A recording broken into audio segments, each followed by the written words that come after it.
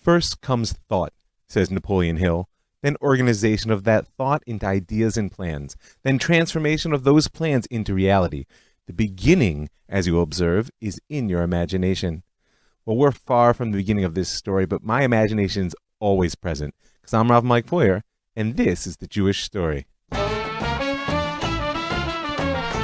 Episode 11, The Golden Decade, Part 3, Reorganizing American Zionism. You know, when I was growing up, Zionism and the Holocaust were the main substance of my Jewish education. And that's not to say that all I learned was 6 million people died, so either I'd better marry a Jew or move to Israel, or best, both. But all the content that I did acquire as a public school kid, active in the conservative movement, youth group, after school, Hebrew school, summer camp, etc., was framed by these two realities. We touched on the role of the Holocaust in forming post-war American Jewish identity last episode. And though, in my opinion, we only scratched the surface, I'm going to put it aside right now in order to address the other piece, Zionism. Because it was by no means obvious that Zionism would achieve the centrality that it eventually did amongst American Jews. I mean, just go back to the first 2 episodes of this season, and you can trace a bit of its early evolution. And you'll have to wait until we talk about 1967 to see how it truly won the war, so to speak. But for now, I want to focus on the fact that despite its great victory in 1948, or even perhaps because of it, Zionism was on the ropes in the immediate wake of Israeli independence. And it had little to do with the practical problems of infiltration, mass immigration, economic embargoes that we've discussed, because those are issues of state, which of course the Zionist movement was involved in. But the problem the movement faced as a movement was actually success. Achieving a Jewish homeland within the Palestine Mandate had been their purpose ever since the first Zionist Congress, led by Herzl himself, adopted the Basel Program in 1897. And now they'd actually done it. And I know that our topic today is the reorganization of American Zionism, but in order to understand that process, I think we need to begin with the 23rd Zionist Congress, which was held in Jerusalem in 1951. It was actually the first meeting of the World Organization post-independence. In fact, the first meeting for 5 years. And in the intervening years, Jewish life had undergone a revolution. In truth, several of them. And most critically for our story was the revolution of the birth of the state that came together with the destruction of European Jewry. Because the center of gravity of world Jewry had shifted. It shifted from Europe to the New World, and it did so just as that independent Jewish state was born, which meant that a central issue of this conference would be how to manage Israel-diaspora relations without the buffer of the old core of European Zionist loyalists, because those loyalists shared the Israeli Zionist assumption that exile was an unnatural state which must be erased in order that the Jews achieve a new normal, or even be redeemed. It was a feeling not exactly shared in the New World. So the convention was held in Binyanei Ha'umah, where I hope you've been, at the time the brand new National Convention Center, and as befits the economic chaos of the early 50s, the delegates had to weave their way through the scaffolding, which still covered the building under construction. Apparently, they did cease building for all important discussions. And there were 3 primary issues on this meeting of the World Zionist Congress. First was the clarification of the status of the World Zionist Organization now that the Israeli government actually existed. This is actually a complex and messy question, which has a long history, in particular in relation to the organized American Jewry, but I don't want to focus on it today. It's kind of in the details. Suffice it to say that the Zionists, World Zionist Organization, felt that they should now be recognized by the State of Israel as the sole representatives of world Jewry, including, of course, where the bulk of world Jewry was in America. And obviously the non-Zionists, who were by far the majority in the U.S., were not interested in ceding control of Israel relations or the massive fundraising mechanisms that went along with it to a minority of Zionist loyalists. So maybe we'll get to that later, maybe not. But that's one issue you should just know was roiling the ranks of American institutional Jewry. The next issue on the agenda was an urgent appeal for Chalutziut, for a pioneer spirit. In fact, the renewal of and recommitment to that pioneering spirit that had transformed the Jewish presence in the land from a handful of poor farmers to a thriving state in 30, 40 years. Now, this was an appeal that went out both to Israeli and world Jewry. But while Israeli Jews were urged to carry on the ethics of collectivism and self-sacrifice that had taken them this far, diaspora Jews heard a call to come home. And this call for Aliyah might sound strange, considering that, as we spoke about, in 1951, the state seemed to be in danger of foundering under the weight of mass emigration. But as Eliyahu Dobkin, the Jewish agency executive member in charge of immigration, pointed out in the meeting, most of the immigrants from the Muslim countries would arrive within the next 3 years. And then, where would the next wave come from? And it wasn't only a quantitative issue, how are we going to keep our sort of population edge over the Arab world? He saw it as a qualitative problem as well. American Jews in particular had the professional, educational, and cultural resources that he saw as critical to Israel's ability to continue a high pace of economic development. And he declared that nothing less than 5,000 American Jews a year would suffice. But even as he said it, he knew that his appeal would fall on deaf ears. As he said, even American Zionists were, quote, trembling in fear lest their children be infected by Aliyah. Sound familiar to anyone out there? Now, Dobkin's words about Aliyah caused quite a stir in the American and British delegations, and we'll explore the truth of the matter shortly when we shift focus to the American perspective.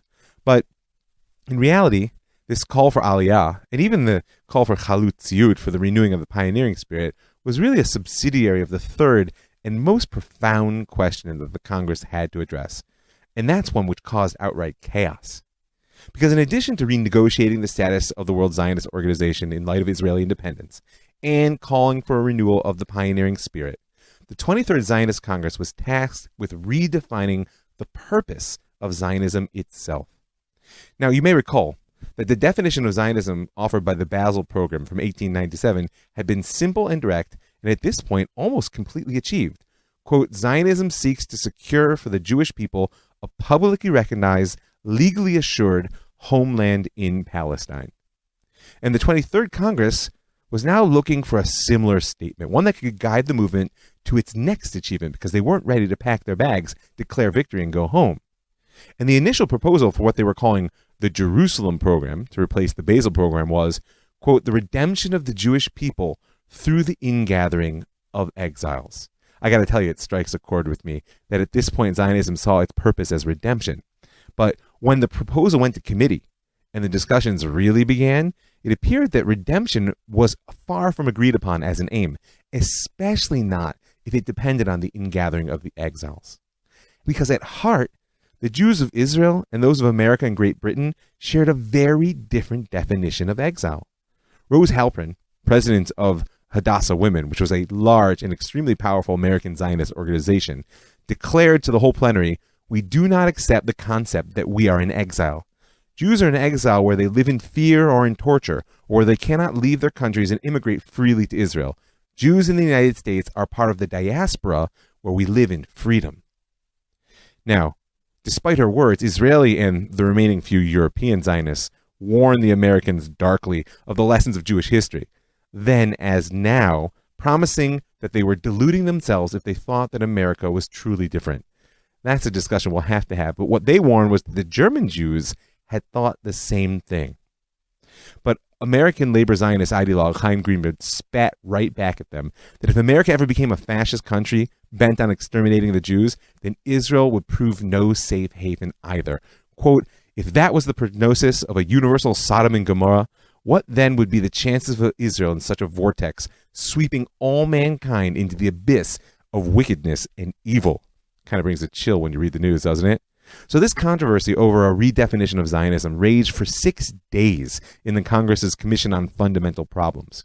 Moderate Israelis sided with the British and Americans, while an unlikely union of the right-wing Cherut delegates joined the Mapam communists to hold out for a maximalist redemptive vision.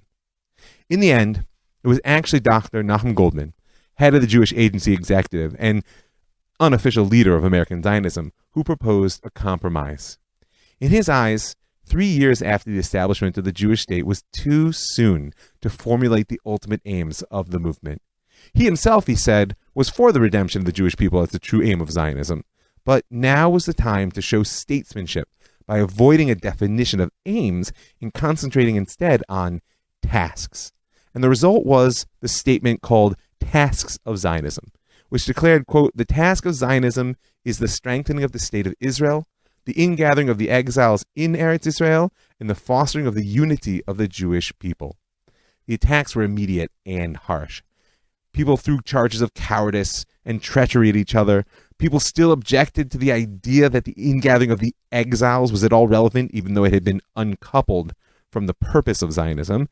But perhaps most telling, the criticism came from Eliezer Perry, the Mapam spokesman, who said that indeed his party would vote for the majority proposal if their own amendment was defeated in order to advance the Zionist cause and maintain unity. But he warned, the failure to state the aim of Zionism as the redemption of the Jewish people was a, quote, reduction of the image of Zionism. Just as the Basel program was revolutionary, so must an equally revolutionary program emerge from the Jerusalem Congress. But in the end, it did not. The Jerusalem program that did emerge from the 23rd Congress was pragmatic rather than visionary. It called to world Jewry, as you heard, and chiefly amongst Americans, to lend a hand in building the state, in gathering the exiles, but it sought to maintain Jewish unity by leaving the difficult question of purpose for another day. If we're going to speak about the reorganization of American Zionism, then we have to touch on the distinction between Zionists, non-Zionists, and anti-Zionists. Now, at this point in the golden decade, Zionists in America are what they've always been, members of the political and cultural movement founded by Herzl, whose arc we've been tracing, frankly, since midway through Season 2. Go back and look it up. Right? Except that, as we just saw with the 23rd Congress, it's not entirely true that this arc continues on its way. The struggle between vision and action that consumed the 23rd Congress is taking place independently within American Zionism as well, and despite the compromise reached in Jerusalem, which removed the link between the redemption of the Jewish people and the ingathering of the exiles. In fact, it took redemption off the plate, right? And therefore took the immediate pressure off of anyone who wanted to remain a Zionist from getting on a plane right away and going to Israel. Nevertheless, American Zionists will still have to answer the question of, where do I belong? Can I rightly call myself a Zionist if the movement has achieved a state, whether as end goal or not, and I still live in Cleveland? And if I choose not to participate in the ingathering, how, as a Zionist, do I fulfill the other two elements of the Congress task declaration to strengthen the state of Israel and foster the unity of the Jewish people? We're going to wait to the end of the episode to take a look at one critical path, definitive even, that the American Zionist movement took in order to fulfill those tasks. So for now, let's just hold the question. What does it look like to be a Zionist if I'm not living in Israel in 1950? Okay, so in order to understand the next subset of American Jews, the anti-Zionists, I need to reframe the where do I belong question on a less personal and more philosophical scale. If Israel, after 1948, is now the nation-state of the Jews, does that mean that the Jewish nation by definition resides there? And if so, then is every Jew in America a de facto member of an other nation-state? This is the theoretical question that underlies that deep fear of dual loyalty, which haunted the minds of many American Jews even before the state was born and has made a strong comeback in our day. So you add to this sort of fear of dual loyalty and the questions around which nation I belong to now that there's a Jewish nation state, the fact that there were many Jews in America who denied the existence of a Jewish nation altogether. It was a position that was particularly bound up with roots of the Reform movement. You may recall that pivotal document of the movement, its 1885 Pittsburgh Platform, which, amongst other things, declared, quote, "We consider ourselves no longer a nation, but a religious community, and therefore expect neither a return to Palestine, nor a sacrificial worship under the sons of Aaron, nor the restoration of any of the laws concerning the Jewish state."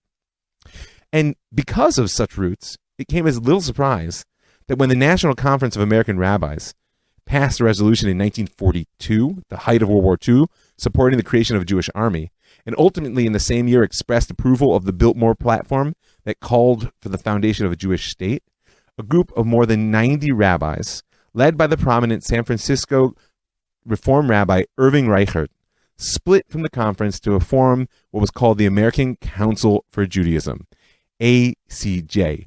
Yes, I know, another ACJ, GCA. It's confusing. But the American Council for Judaism. It was an organization devoted to combating Jewish nationalism and To Reichert, personally, it embodies his declaration that Judaism is a religion and a religion only.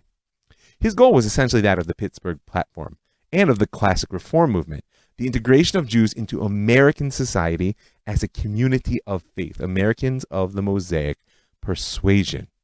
And as the struggle in the land of Israel heated up and European Jewry burned, Reichert actually declared, quote, Zionism was a retreat from the highway of Jewish destiny and achievement in America to the dead-end street of medieval ghettoism.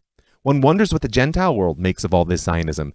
It is notorious that anti-Semites, when other arguments fail, sometimes succeed in prejudicing even friendly Christians against the Jew by quoting this type of nationalistic propaganda to convict us out of our own mouths for being a nationality embedded within a nation. Too dangerous a parallel between the insistence of Zionist spokesmen upon nationality and race and blood and sinister pronouncement by fascist leaders in European dictatorships. We may live to regret it. Now, the question of dual loyalty definitely needs to be considered, as do some of his concerns about Jewish nationalism there, but perhaps not while war is consuming the Jews of Israel and the Holocaust the Jews of Europe. And Reichert and his supporters were labeled the Goy 90s. Remember, there were 91 of them by the Zionist movement, cementing the antagonism that existed between these two poles of American Jewry. I say poles, but in reality, Reichert and the anti-Zionists of the ACJ, I can't even say it, were heavily outnumbered by active Zionists, not to mention the non-Zionists in the middle. And of course, despite their opposition, a Jewish state did indeed come to be in 1948. Even after Israel declared independence, the American Council for Judaism continued its anti-Zionist, now anti-Israel campaign. It's a painful reality that actually led to the resignation of several of its founding members. Now, its position was, post-48, that to American Jews, Israel was not the state or homeland of the Jewish people, but simply a foreign country. And so the ACJ switched its focus from opposing independence to battling what they called the political influence of Zionism upon American Jewry. For almost 4 years, Reichert fought to hold the ACJ together and prevent what he called the Zionizing of American Jew.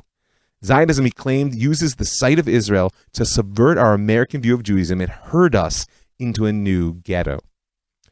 In a sort of prescient sense, at least viewed from today, he had the idea that the battleground between Zionists and anti-Zionist ideology would be the universities. And in a 1949 speech, he actually drew thinly veiled comparisons between the Hitler Youth and the Zionist programs, which are aimed at college students, declaring Jewish nationalism, quote, a totalitarian movement with its tentacles in all of our personal lives. The council didn't just fight on the educational front. They also waged war against American Jewish fundraising for Israel, and in particular against the merging of Zionist fundraising organizations with local community boards. Today, when the local communities raise money, some portion of it generally goes to Israel. As the 50s progressed, they actually built friendly relations with the State Department under John Foster Dulles, and even loudly supported efforts by the chair of the Senate Foreign Relations Committee to have American lobbyists for Israel legally registered as foreign agents. Now, as dire as this may sound, the ACJ and the anti-Zionism that it represented shrank dramatically after 1948, and the stunning victory of the Six-Day War in 1967, which united American Jewry behind Israel, essentially erased the organization and their worldview. In fact, I wouldn't have bothered to include them at all, except as a footnote in the Jewish story, if their worldview wasn't on track today to replace Zionism as the mainstream posture of American Jewry. That's an important question of how that happened, but it's a discussion for another time.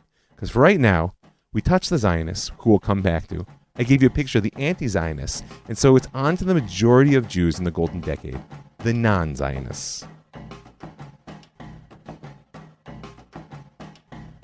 You can differentiate a non-Zionist from an anti-Zionist, kind of in the same way you could differentiate an anti-Semite from a non-Semite. One actually has an antagonism, the other one's agnostic. I'm just not for or against. But nevertheless, there were tensions between the non-Zionists and the Zionist movement, as well as the State of Israel. And those problems really were rooted in the same issues of immigration and identity, which were there from the start.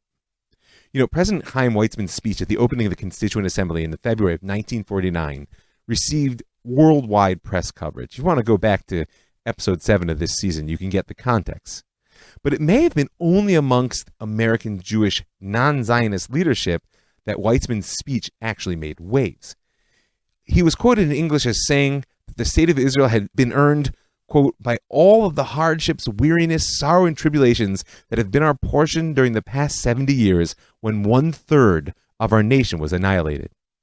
And it was that last phrase, 1/3 of our nation was annihilated, that caused Jacob Blaustein, newly appointed president of the American Jewish Committee, to address a formal complaint to Eliyahu Eilat, Israeli ambassador in Washington. The American Jewish Committee, as I hope you recall, was at this point the oldest, largest, and most powerful of Jewish communal institutions. And, as a non-Zionist umbrella organization, it was constantly fighting an internal battle to reconcile the strident fears of the anti-Zionists in its ranks and the ardent demands of the Zionists among them. And Blaustein, in his letter, reminded the ambassador that both he and his predecessor had spoken directly with Prime Minister Ben-Gurion, President Weizmann, even Foreign Minister Moshe Sharett, immediately after independence, and they'd all agreed together on the principle that, quote, the Israeli government speaks only for its citizens, and that Jews of other countries are not part citizen of that nation. And therefore, he complained, what President Weizmann ought to have said is 1/3 of the Jews were annihilated, and not 1/3 of our nation. Now, this may seem like hair-splitting to you, and a fine degree at that even for the Jews, but it actually goes to the heart of the matter that most concerned American Jewry of all stripes in the Golden Decade. In the wake of Israel's birth, what exactly was their relationship to the nation-state of the Jews, and therefore, what did it mean for them as Americans? Now, at first, the ambassador took a conciliatory tone. After all, the American Jewish Committee represented the bulk of American Jewry, and even more critically, the vast majority of its wealth and political power. Ben-Gurion and the Jewish Agency were about to launch their 4-point program in hopes of surviving the economic and logistical onslaught of mass immigration, and their goal was to raise $1.5 billion through intergovernmental aid, United Jewish Appeal money, private capital, and a government bond issue. Therefore, they could ill afford to alienate the non-Zionists. Nevertheless, the ambassador was the representative of a sovereign country, and one not so well known for its tact or subtlety.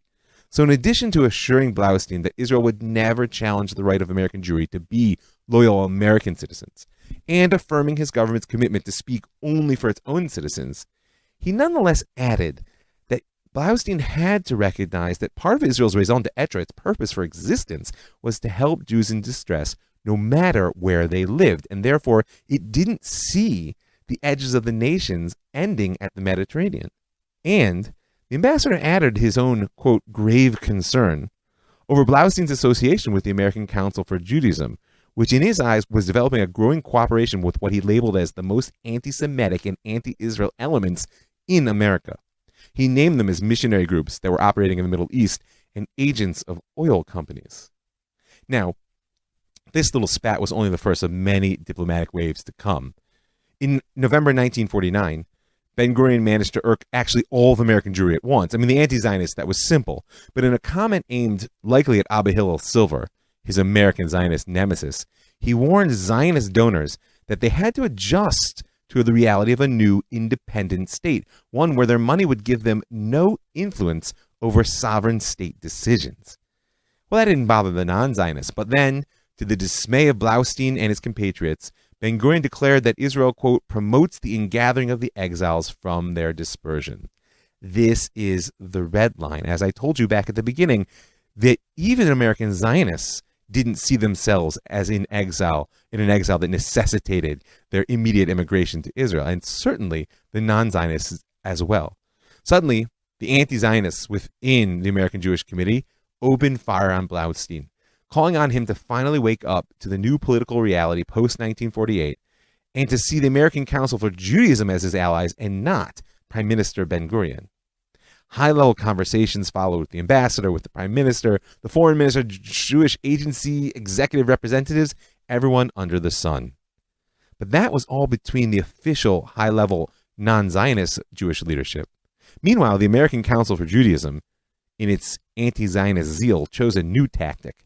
Rejecting what they called the ghetto diplomacy of haggling in private conferences about public issues, they began a high-publicity campaign to denounce the evils of Zionism and its threat to American Jewry.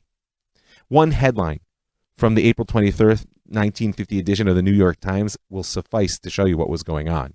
It was a quote from Morris Ernst. He was a prominent Jewish American lawyer and co-founder, by the way, of the ACLU, the American Civil Liberties Union, and of course an active member of the American Council for Judaism.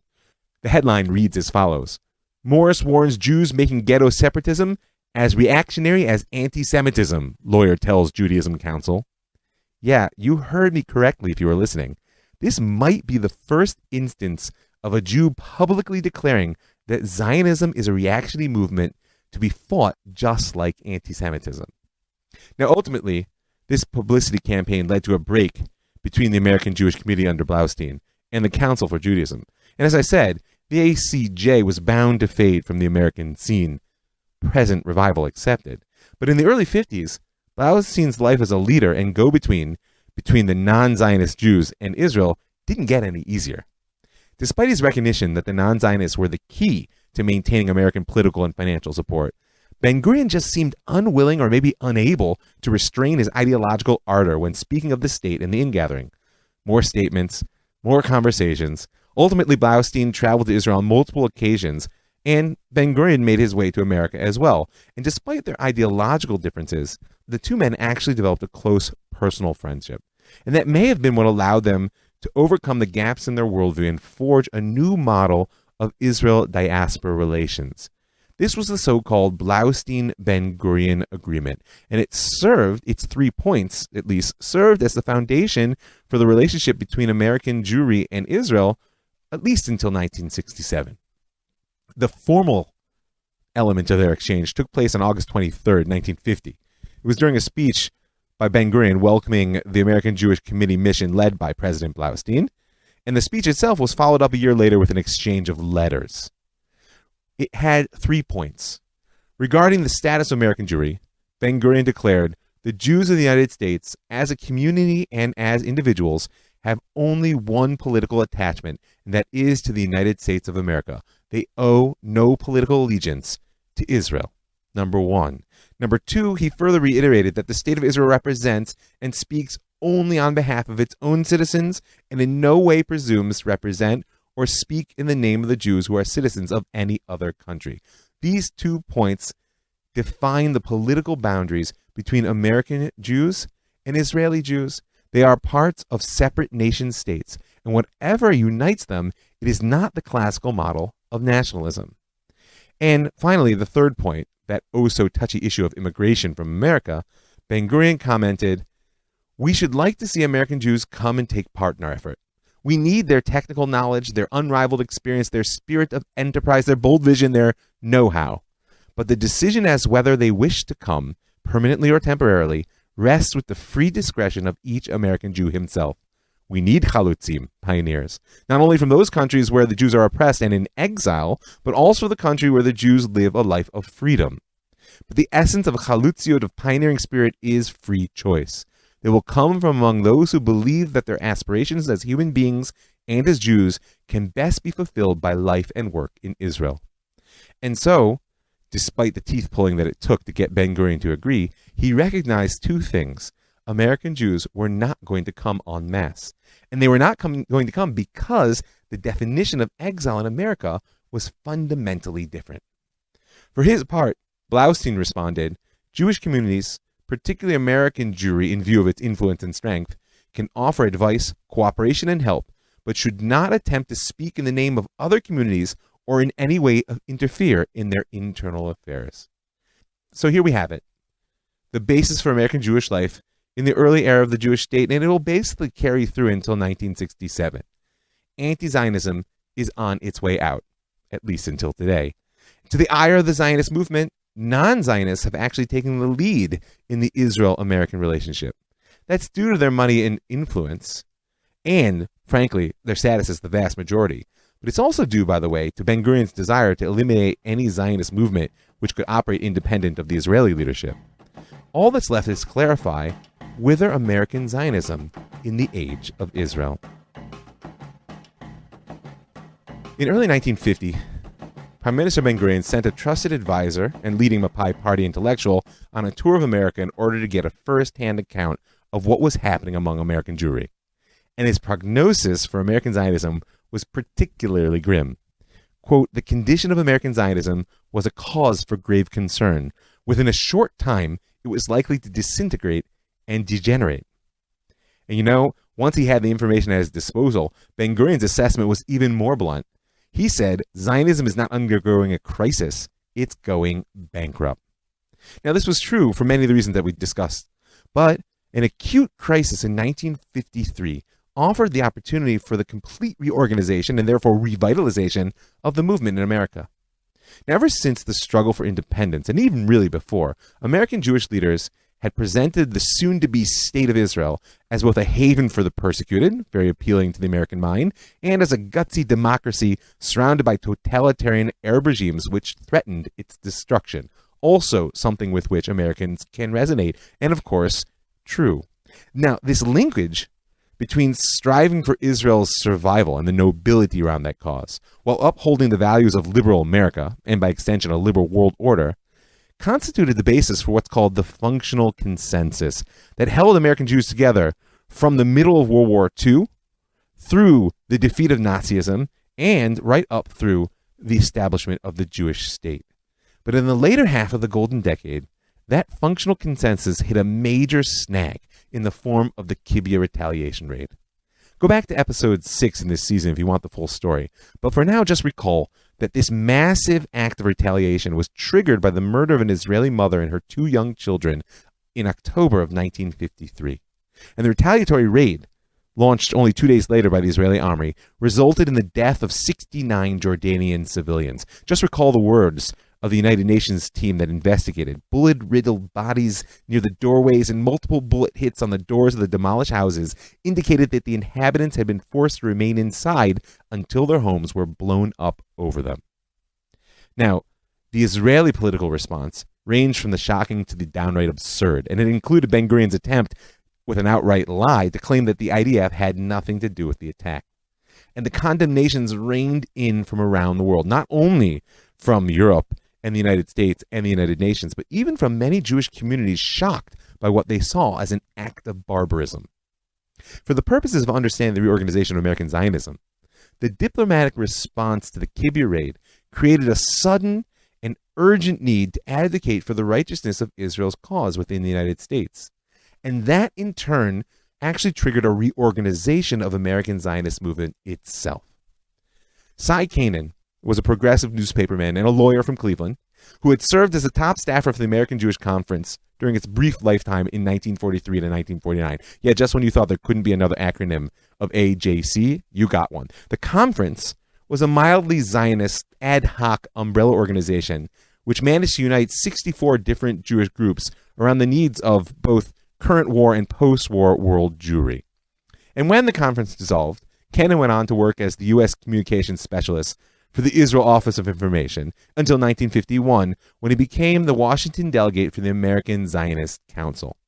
This council was yet another attempt at big tent Zionism. Its aim was to unite as much of American Jewry, Zionist and non-Zionists, behind the tasks of public relations, outreach, and lobbying. During 1951 to 1952, Cannon kept a close watch on the U.S. political scene. In particular, he watched as Republican Dwight D. Eisenhower, a president with unclear views on the Middle East policy, came into office. And more worrying to pro-Israel activists than Eisenhower himself was actually his pick for Secretary of State, John Foster Dulles. Because Dulles made it clear from the outset that the administration's determination was, quote, to steer a neutral course between Israel and its Arab antagonists in the Middle East. And more disturbing even than that statement was a memorandum that was prepared for Dulles by the State Department staff in May of 1953, which lamented, quote, the existence of heavy and effective Zionist pressure which has been brought to bear on both the executive and legislative branches of the American government. Now, little did they know that they had not yet begun to feel the Zionist pressure. In general, Dulles' State Department identified 3 major issues that required resolution in order to settle the overall Israeli-Arab conflict. Arab demands for border modifications, the allocation of water flowing through the Jordan River watershed, which we've got to talk about at some time, and of course the resettlement or repatriation of Palestinian refugees. But despite the fact that the State Department began almost immediately to pressure Israel on these issues, and in fact was in the process of cutting or suspending at least economic aid to Israel over the particular issue of the water, all of them paled in the face of Kibbutz. In late November 1953, as the diplomatic crisis around the raid mounted, Canaan actually wrote, quote, "The Kibbutz incident has not only undermined the moral position of the Jewish people, it has discredited the premises of our propaganda and has given the color of truth to Arab propaganda efforts to portray Israel as aggressive, unfaithful to the UN, and brutally indifferent to the Arab refugees whom it allegedly expelled." But he was not one to balk from a fight, and so he immediately added in his notes, "It serves no purpose to engage in post-mortem. It is time that we pass from introspective brooding about the past and resume the offensive by restoring perspective on the Near East conflict and fixing responsibility for the continuation of that conflict where it really belongs." Because in Canaan's understanding, the way to win the fight over Kibbutz was to place it in the context of the Israeli-Arab conflict, a conflict which, in his eyes, was primarily due to the intransigence of the Arab border states. By late 1953, word began to spread through Washington that Eisenhower suspected the Israeli government was actually funding the American Zionist Committee, for whom Canaan worked, and that the administration might demand them to register as the agent of a foreign power. And so it became quickly clear that a new lobbying entity was needed. And thus, the American Zionist Committee for Public Affairs was born, or, as you more likely know it, the American Israel Public Affairs Committee, AIPAC. But a new lobbying agency that worked the Hill in Washington wasn't going to be enough to win this fight. In the wake of the diplomatic fury around Kibbutz, Nachman Goldman, that chairman of the Executive Committee of the Jewish Agency and, as I said, informal head of American Jewish Zionism, encountered the head of the Near Eastern desk at the State Department. And this State Department leader, really, complained to Goldman that in the wake of all this Kibbutz nonsense, he had to meet with, quote, 6 different delegations of agitated Jewish leaders, and that he would prefer to meet with one authoritative group. Just like governments throughout history, they wanted to speak to the big Jew. And Goldman later wrote that in the wake of this encounter, he managed to persuade Philip Klutznick, a far-sighted, astute politician, and Rabbi Morris Eisendroth, the dynamic leader of Reform Jewry, to join me in calling a conference of the presidents of all major Jewish organizations, with the object of creating at least a loosely structured forum for the discussion of all American-Israeli questions. This initial gathering, which he indeed succeeded in drawing together, became institutionalized as what is known as the Conference of Presidents of Major American Jewish Organizations. It's an organization which still exists, and it currently unites 51 Jewish organizations, focusing its lobbying on the executive branch of the American government. You know, it's interesting. The assessment by the Israeli Foreign Ministry of the U.S. Jewish support for Israel in the immediate wake of Kibbutz was American Jewry was neither mentally nor organizationally prepared for this crisis. But whoever wrote it added, nevertheless, it rallied within a few days. And it wasn't just a rally, it was a transformation, because those few days laid the groundwork for the definition of Zionism for decades to come. The first steps had already been taken, as we noted, with the merger of previously rival non-Zionist and Zionist ideas and institutions. As the Harvard University historian Oscar Hanlon put it already in 1957, only by accepting the fact that Israel and the diaspora exist for their own sake and not to redeem one another could the Jews of these two different camps learn to work together. And their ability to work together was going to be critical for their ability to serve the purposes of the state of Israel and perhaps of the Jewish people as a whole. So add to this the death of the anti-Zionist voices.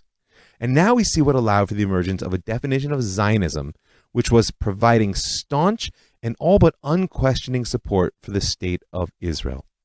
Yes, this is what American Zionism now became. Of course, some people would still get on a plane and embody that spirit of chalutziot, of pioneering, and go to the land which they had been promised. But in essence, in the wake of Kibbutz and in the Golden Decade, American Zionism became the Israel lobby.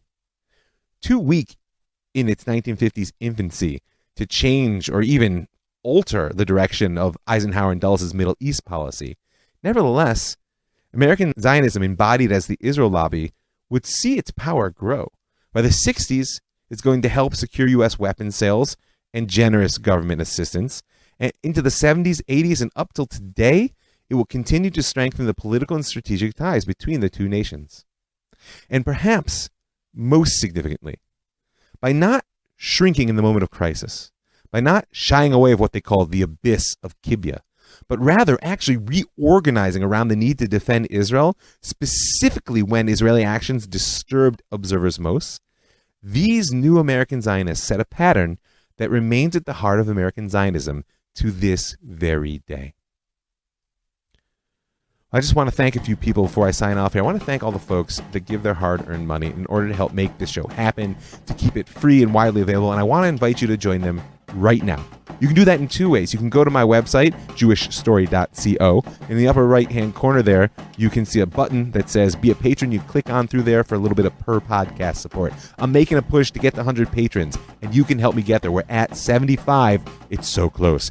If that's a bit too much for you now, you can also sponsor a show. Sponsor it for a loved one who's around today. You can sponsor it in memory of one who's passed on. I'm happy to give you the details on that. Send me an email at rovmikefoyer@gmail.com or send me a personal message through my Facebook page. That's Rob Mike Foyer at Facebook. So I also want to thank the Land of Israel Network. That's thelandofisrael.com for creating a network that allows me to reach so many amazing people. I want to thank the Pardes Institute, pardes.org.il, for building an educational institution that gives me the privilege of touching the hearts and minds of so many wonderful Jews. And I want to thank you for listening.